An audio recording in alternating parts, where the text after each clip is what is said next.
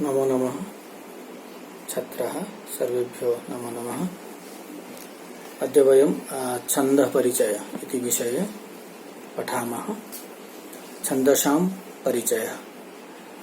छन्दः इति शब्दस्य व्युत्पत्तिगत अर्थः भवति भावसंवरणम्, आह्लादनं, प्रकाशनम्, अपावरणम्, आवरणं वा तस्य अर्थः भवति।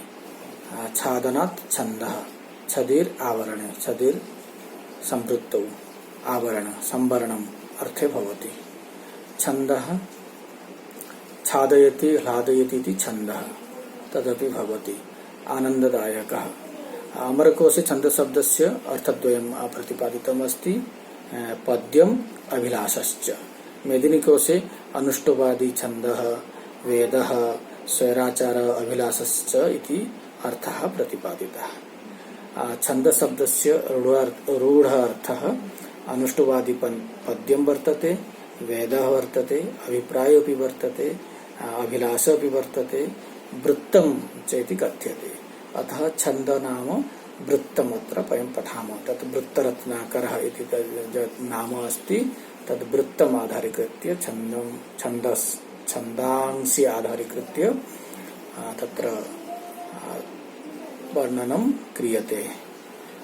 छन्दः यत् अस्ति छन्दः तच्छन्दः वेदांगेषु अन्यतमः। षड् वेदांगानि सन्ति। तत्र षड् वेदांगेषु छन्दः अपि वेदांगम् अस्ति। वेदपुरुषस्य अङ्गत्वेन प्रतिपादितं। छन्दः पादौ तु वेदस्य, हस्तौ कल्पतः पठ्यते, ज्योतिषामयनं चक्षु निरुक्तं श्रोत्रमुच्यते, मुखं शिक्षाघ्राणं तु वेदस्य, मुखं व्याकरणं श्रुतं, तस्मात् साङ्गमधीत्यैव ब्रह्मलोके महीयते। छन्दः पादस्वरूप वर्तते वेदपुरुषस्य। तच्छन्दः छन्दज्ञानं विना वेदस्य अर्थज्ञानं पूर्णतया न भवति। वेदार्थज्ञानाय छन्दसां ज्ञानम् आवश्यकमिति वेदांगस्य आवश्यकता वर्तते। आदौ छन्दशास्त्रस्य प्रणेता पिङ्गलमुनि इति कथ्यते। पिङ्गलछन्दशास्त्रं वर्तते। पिङ्गलमुनि आदि आचार्य छन्दशास्त्रस्य कथ्यते। छन्दशास्त्राणां यथा वैदिकयुगे छन्दस्य अपि सत्ता आसीत्। छन्दशास्त्रं प्राचीनतमम् अस्ति। छन्द गायत्री, उष्णी, अनुष्टुप्, बृहति, पङ्क्ति, त्रिष्टुप्, जगति आदीनि छन्दांसि मुख्यरूपेण वेदेषु प्रयुक्तानि भवन्ति, प्रयुक्तानि सन्ति। तो वेदानाम् अर्थज्ञानार्थं छन्दशास्त्रस्य महती आवश्यकता वर्तते इति तस्य प्रयोजनं। न केवलं वेदार्थज्ञानस्य। इदानीं छन्दसः विभागः क्रियते चेत् वैदिकं छन्दः, लौकिकं छन्दः, वैदिकं वृत्तं, लौकिकवृत्तं। वैदिकछन्दसु अनुष्टुप्, बृहति, जगति इत्यादीनि छन्दांसि समापतन्ति। लौकिकछन्दोऽपि तत् आधारीकृत्य भवति। तथा वेदेषु वैदिकछन्दसां प्रयोगः, लौकिके रामायण महाभारत काव्य साहित्य आदि ग्रन्थेषु लौकिकछन्दसां प्रयोगः दृश्यते। लौकिकछन्द रामायण महाभारत विविध काव्येषु प्रयुक्तानि छन्दांसि लौकिकछन्दन् इति नाम्ना ज्ञायते, या भवन्तः जानन्तु इति। वृत्तरत्नाकरे अपि छन्दसां प्रयोगः वर्तते। अस्माकं पाठ्यक्रमे वृत्तरत्नाकर वर्तते। तदाधारीकृत्य एव वयं क्रमशः पठामः। इदानीं भूमिकारूपेण छन्दविषये यत्किञ्चित् वक्तव्यम् अस्ति तत् एव वच्मि। सर्वे तत्र पश्यन्तु। छन्दः भवति, छन्द वृत्तनाम्ना अपि कथ्यते। छन्द वैदिकं, लौकिकं। वैदिकं छन्द तु वेदेषु वर्तते। वयं लौकिकं छन्दम् आधारीकृत्य किञ्चित् पठामः। लौकिकछन्द वर्णछन्द पद्यकाव्यं भवति। छन्द पद्यमपि कथ्यते। पद्यकाव्यं तथा पद्यरचना वर्णाधारित भवति। अर्थात् अर्थाधारित शब्दाधारित शब्द वर्णे भवति अर्थ शब्द वर्ण वर्ण आदौ वर्णेन शब्द भवति शब्देन पुनः शब्दात् अर्थ भवति तर्हि वर्ण ज्ञातव्यम् आदौ यह वर्णमाला अस्ति अ आ इत्यादयः अच् हल् अल् वा अल् इति वर्णमाला कथ्यते अतः ह यावत् हम यावत् वर्णमाला भवति तद् वर्णमालासु एव छन्दसां प्रयोगः भवति तद् वर्णमाला द्विविध अस्माकं वर्णमाला द्विविधः वर्तते स्वरव्यञ्जनं स्वरवर्णाः व्यञ्जनवर्णाः स्वर पुनः त्रिविधः ह्रस्वदीर्घप्लुत इति भेदः तत्र प्लुतस्य दुरात् आह्वाने भवति एव छन्दसु तथा प्रयोगः नास्ति हर्षदीर्घस्य एव प्रयोगः भवति एवं अनुस्वार विसर्ग सर्वे वर्णाः अत्र छन्दे विचारयोग्याः भवन्ति तत्र वर्ण हर्स्व दीर्घ इति हर्स्व अ इ उ अ इ उ रि एते चत्वारः वर्णाः अ इ उ रि एते चत्वारः वर्णाः हर्षवर्णाः भवन्ति आ इ उ रि रि ए ऐ ओ औ एते दीर्घवर्णाः भवन्ति एवं क ख ग घ व्यञ्जनवर्णानि भवन्ति क इति हर्स्व क इत्यनेन अ इति अन्तिमवर्णवत् हर्स्व का इति कथनेन दीर्घः आ अस्ति अन्तिमे तदर्थं व्यञ्जनं कथ्यते नाचं विना व्यञ्जनस्य उच्चारणमपि सम्भवति व्यञ्जनं अक्षरं यद् भवति तत् स्वरस्य सहायेनैव तस्य उच्चारणं भवति अन्यथा व्यञ्जनस्य उच्चारणं कर्तुं नैव शक्यम् एवं स्वर स्वतन्त्रः भवन्ति यस्मिन् उच्चारिताः भवन्ति स्वराः तदर्थं स्वर व्यञ्जनस्य प्रयोगः भवति तथा यस्य सकारस्य उच्चारणं तदर्थं भवति तस्य आदौ स्वर अस्ति अन्तिमे स्वर अस्ति अर्धसकारस्य उच्चारणं जायते अन्यथा न भवति अर्धक इति उच्चारणं अक् इति कथ्तुं शक्यते अक् इति कथनेन अ अस्ति आदौ तदर्थम्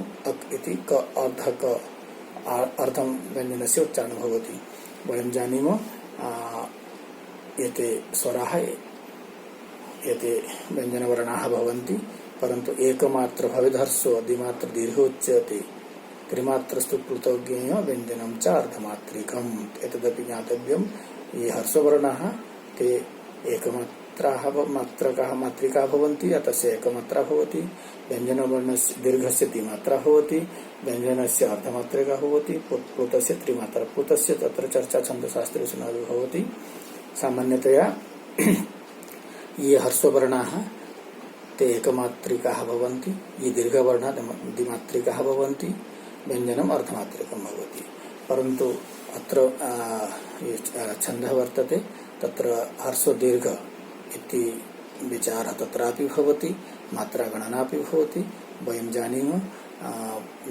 सम्पूर्णं लौकिकं छन्दः पुनः द्विविधं विभक्तं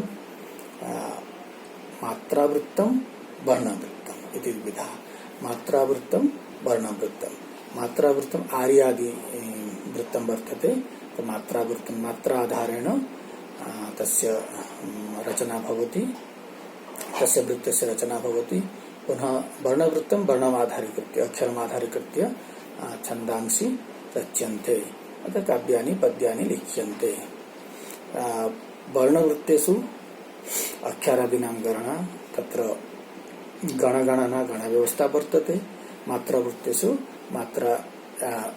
मात्राणां गणना भवति मात्राम् आधारीकृत्य एव गणव्यवस्था अपि वर्तते गणस्य नाम नास्ति यथा आर्यायां चतुर्मात्राभिः एकः गणः भवति परन्तु तत्र ह्रस्व एकमात्र दीर्घ द्विमात्र इत्येव तस्य व्यवस्था वर्तते छन्दसु भवति वर्णानां संख्या 8 अक्षराणि वा 9 अक्षराणि वा 10 अक्षराणि वा यथा वैदिक छन्दांसि वर्तते अनुष्टुप् इति अष्ट अक्षर अष्ट चत्वारः पादा भवन्ति। एवं वयमत्र जानीमः यत् लौकिकं पद्यम् अथ छन्दवृत्तं वर्तते तत्र पादचतुष्टयं भवति, चत्वारः पादाः भवति, चत्वारि चरणानि भवन्ति। प्रथम द्वितीय तृतीय चतुर्थ इति चत्वारः पादाः। तत्र प्रथम तृतीय पाद अयुग्मपादः, द्वितीय चतुर्थ पाद युग्मपाद, समपाद विषमपाद इति और इवेन समपाद विषमपाद 2 4, विषमपाद 1 और 3 इति विषमपाद। परन्तु दलद्वयं भवति पूर्वार्धम् उत्तरार्धम्। प्रथम द्वितीय पाद मिलित्वा पूर्वार्ध, तृतीय चतुर्थ पादौ मिलित्वा उत्तरार्ध भवति।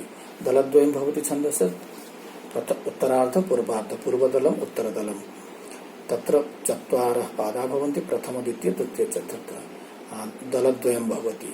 तत्रापि प्रथम द्वितीय दलयोः मध्ये यत् प्रथमस्य अन्तिमं भवति, द्वितीयस्य प्रारम्भः भवति। अत्र यदि सन्धि अपेक्षते, सन्धि प्राप्नोति तर्हि सन्धि कर्तव्यम्।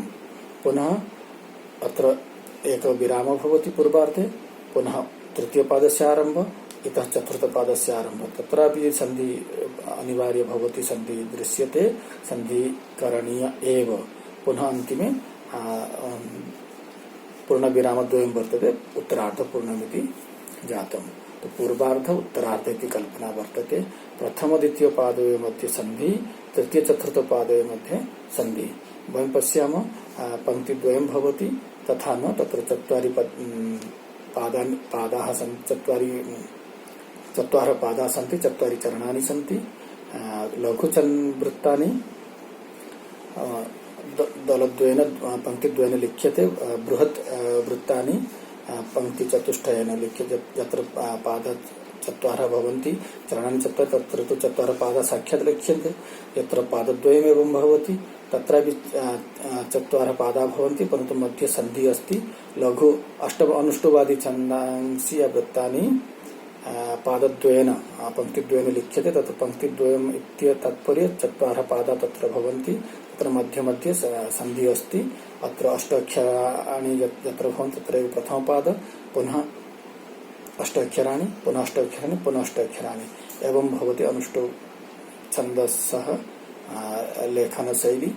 लघु अस्ति तर्हि पङ्क्तिद्वयेन लिख्यते, बृहदस्ति चेत् यथा श्रद्धरा, सार्धविक्रीडितम् आदि चत्वारि पादै लिख्यन्ते। अत्र एकविरामः, अत्र विरामद्वयम्, एतत् पूर्वार्धम् एतत् उत्तरार्धम् इति वक्तुं शक्यते।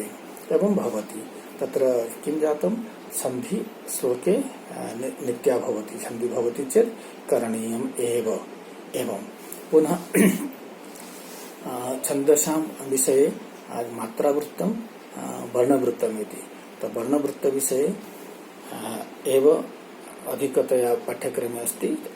आर्या भवति मात्रावृत्तं, मात्राम् आधारीकृत्य भवति। लेखनशैली विषये उक्तम् अस्माभिः। छन्दसु वृत्तेषु चत्वारः पादाः भवन्ति, चत्वारि चरणानि भवन्ति।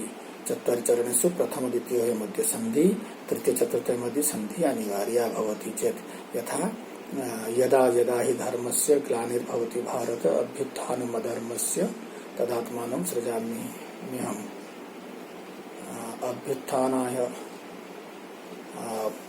यदा यदा धर्मस्य ग्लानिर्भवति भारत तदात्मानं सृजाम्यहम्। परित्राणाय साधूनां विनाशाय च दुष्कृतां धर्म संस्थापनार्थाय संभवामि युगे युगे। अनुष्टुप् वर्तते।